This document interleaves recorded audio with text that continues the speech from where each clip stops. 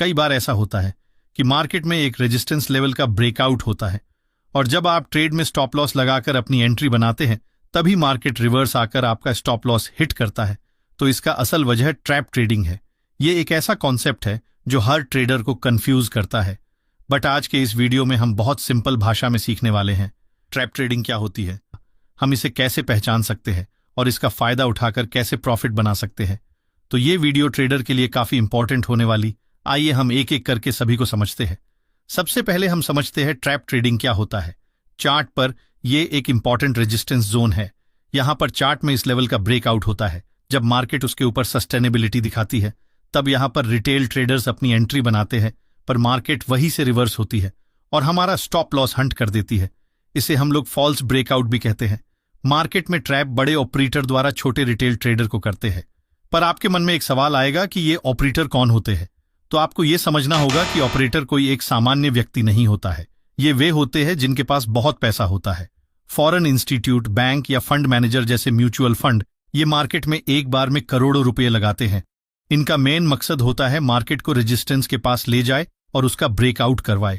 और जैसे ही इस ब्रेकआउट को देखकर बिगनर ट्रेड्स स्टॉप लॉस लगाकर ट्रेड में एंट्री करते हैं, तभी ऑपरेटर मार्केट को अपोजिट साइड ले जाने के लिए बहुत पैसे लगाते हैं, जिसके कारण मार्केट रिटेल ट्रेडर्स की साइड न जाकर ऑपरेटर के साइड चली जाती है और रिटेल ट्रेडर का भी पैसा बिग प्लेयर्स ले जाते हैं। तो आपके मन में यह सवाल आएगा, big players stop loss Hunt क्यों करते हैं? तो देखिए, ट्रेडिंग एक जीरो सम गेम है जिसमें किसी एक को लॉस होती है तभी दूसरे को प्रॉफिट होती है। यानी आपको जितना पैसा लॉस होता है उतना ही प्रॉफिट किसी को होती है, और आपको जब प्रॉफिट होता है तो इसका मतलब है कि किसी को लॉस होगा। इसलिए ऑपरेटर मार्केट में लिक्विडिटी लेने के लिए छोटे रिटेल ट्रेडर्स का स्टॉप लॉस हंट करते हैं। पर जो trader stop loss hunting strategy को समझ जाता है वो लॉस को कम कर सकते हैं और अच्छी प्रॉफिट भी बना सकते हैं। तो आइए जानते हैं चार्ट पर फेक ब्रेकआउट या ट्रैप ट्रेडिंग को कैसे आइडेंटिफाई कर सकते हैं और अपने लॉसेस को कम करके कैसे प्रॉफिट बना सकते हैं। ट्रेडिंग को आइडेंटिफाई करने के साथ साथ वॉल्यूम को एनालाइज करना भी जरूरी है, क्योंकि भले ही प्राइस कुछ ना बताए पर वॉल्यूम से यह पता चल सकता है कि ब्रेकआउट फेल होने वाला है या नहीं। वॉल्यूम आपको यह दिखा सकता है कि मार्केट में बड़े ऑर्डर्स कब एग्जीक्यूट हो रहे हैं, यानी कि मार्केट में बिग प्लेयर एंट्री कर रहे हैं या नहीं। तो इसके लिए हमें वॉल्यूम को देखना बहुत जरूरी है, क्योंकि कई बार प्राइस हमें चार्ट पर गलत जानकारी देती है और हमें ट्रैप करने की कोशिश करती है। पर आपको पता नहीं कि चार्ट पर वॉल्यूम कैसे लगाए। तो ये बहुत सिंपल है। जब आप ट्रेडिंग व्यू की वेबसाइट खोलते हैं और इंडिकेटर वाले सेक्शन में जाकर वॉल्यूम सर्च करते हैं और इस पर क्लिक करते हैं तो ये आपके चार्ट पर कुछ इस तरह से शो होने लगेगी। चलिए जानते हैं कि वॉल्यूम की मदद से हम कैसे फेक ब्रेकआउट को आइडेंटिफाई कर सकते हैं। इस चार्ट में प्राइस ग्रीन कैंडल बनाते हुए ऊपर की तरफ जा रही है। जैसे ही प्राइस इस रेसिस्टेंस लेवल को ब्रेक करती है और थोड़ी ऊपर जाकर छोटे छोटे रेड कैंडल बनाते हुए नीचे की तरफ रिट्रेस होती है, ऐसे समय में हमें वॉल्यूम पर ध्यान देने की जरूरत होती है। हमें यह देखना चाहिए कि जब प्राइस ऊपर जा रही थी तब वॉल्यूम धीरे धीरे बढ़ रहा था या नहीं। अगर वॉल्यूम बढ़ रहा हो तो यह हमारे लिए एक अच्छा संकेत है कि बायर्स में काफी मजबूती है, और जब प्राइस छोटे छोटे कैंडल बनाते हुए रिट्रेस होकर वापस ब्रेकआउट लेवल पर आती है तब वॉल्यूम छोटे छोटे होना चाहिए। अगर रिट्रेसमेंट की वॉल्यूम ब्रेकआउट वॉल्यूम से कम है तो यह हमारे लिए एक संकेत है कि सेलर्स मार्केट में कमजोर हैं। इसका मतलब है कि जब प्राइस नीचे की तरफ आ रही है तो सेलर्स ज्यादा क्वांटिटी में मार्केट में एंट्री नहीं ले रहे हैं, जिससे वॉल्यूम बार की साइज छोटे छोटे हो रहे हैं। रिट्रेसमेंट के बाद जब प्राइस बड़े ग्रीन कैंडल बनाते हुए रीसेंट हाई को ब्रेक करके स्विंग हाई के ऊपर क्लोज करती है और इस ब्रेकआउट कैंडल की वॉल्यूम रिट्रेसमेंट कैंडल के वॉल्यूम से ज्यादा होती है, तो यह हमारे लिए एक परफेक्ट सेटअप होता है जहां हम बाई पोजीशन बना सकते हैं। ये एक रियल ब्रेकआउट का संकेत होता है।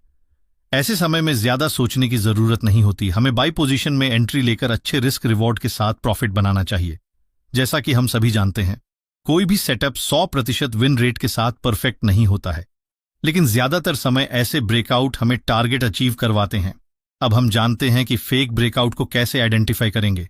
जब प्राइस रेसिस्टेंस लेवल को ब्रेक करके ऊपर क्लोज करती है और कुछ कैंडल बनाती है तब हमें वॉल्यूम धीरे धीरे बढ़ते हुए दिखाई देता है। लेकिन जब प्राइस रिट्रेसमेंट के लिए नीचे आती है और ब्रेकआउट लेवल के नीचे जाकर क्लोज होती है, ऐसे समय में हमें अलर्ट हो जाना चाहिए, क्योंकि यह ब्रेकआउट फेल होने की पहली निशानी है।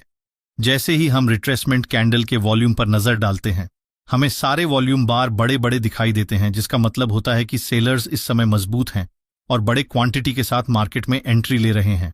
वापस जब छोटे छोटे ग्रीन कैंडल बनाते हुए प्राइस ऊपर की तरफ जाने लगती है और वॉल्यूम का साइज रेड वॉल्यूम बार से छोटा होने लगता है, तो ये कंफर्म करता है कि बायर्स अब कमजोर हो चुके हैं। ऐसे समय में हमें स्विंग लो को मार्क करना होता है।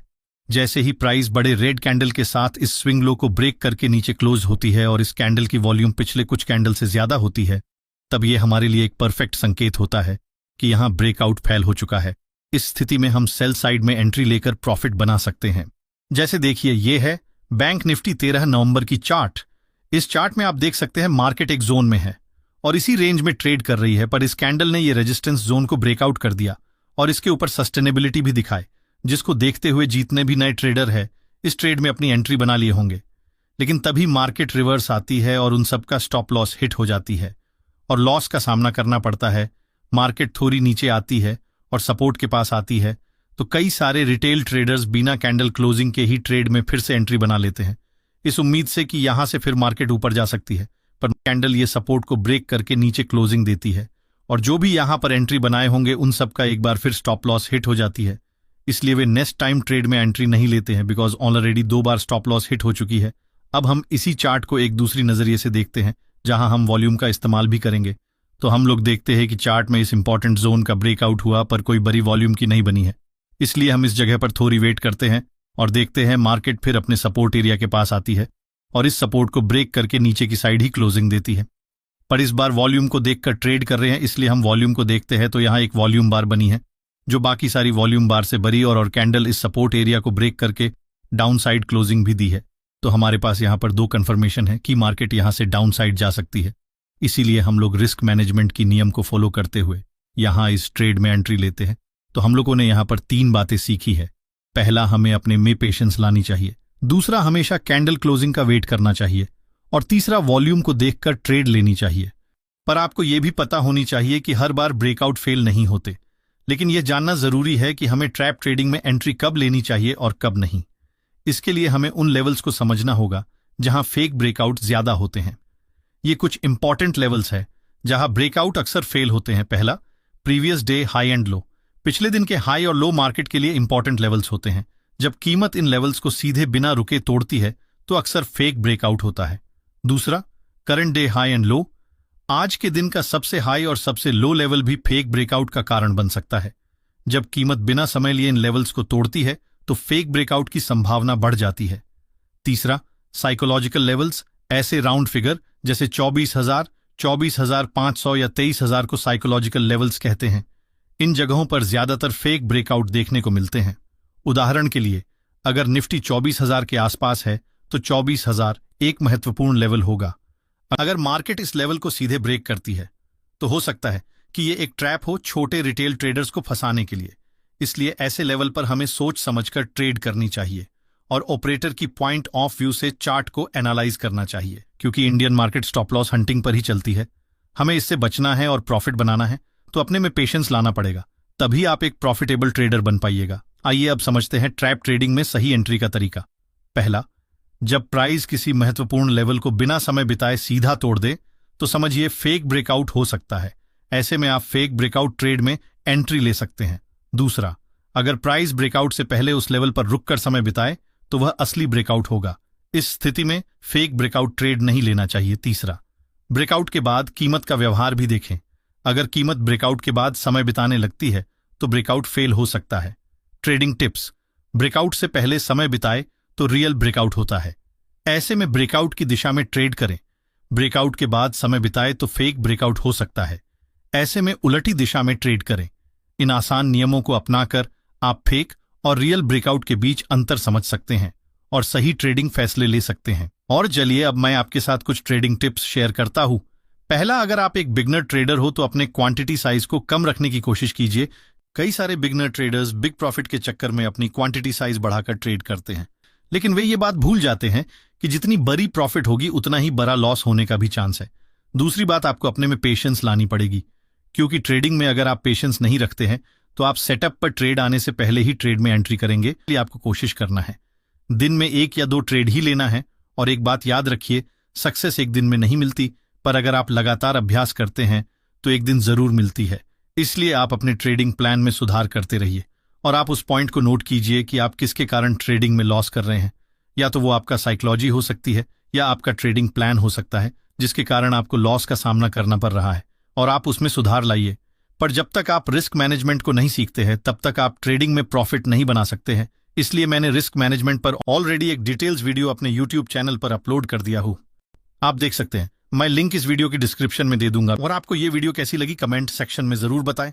और अगर आप नए हो तो इस चैनल को जरूर सब्सक्राइब कर लीजिए। मिलते हैं एक नई वीडियो के साथ, तब तक के लिए आप हमारे अन्य वीडियो देख सकते हैं।